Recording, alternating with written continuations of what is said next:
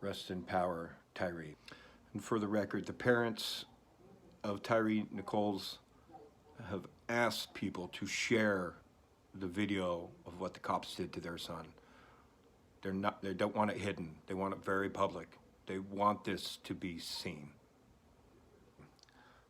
Love that video, watching him skate. I've watched it several times over the last few days while waiting for the video and the footage to come out of the police that pretty much they beat him to death.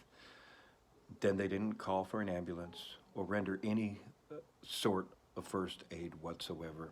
And if you think having these videos together is a little harsh, that's the reality of how short his life was taken away from him from an alleged being pulled over incident 3 doors down from his own parents' home. And you can watch this video as these cops punch him in the face repeatedly with their fists, kick him in the head several times, and bash him over the skull with their batons. They're literally holding him up with his arms behind his back while telling him to stop resisting and to give him their hands when he clearly is. Got pepper sprayed in the face, calling for his mom. And by the end of this video,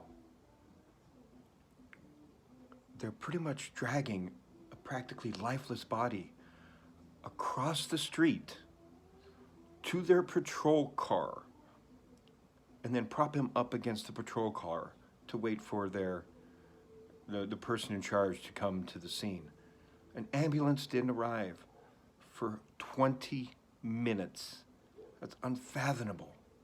Any of us would be dead after the beating he took. Beating he took for no reason that he didn't have to.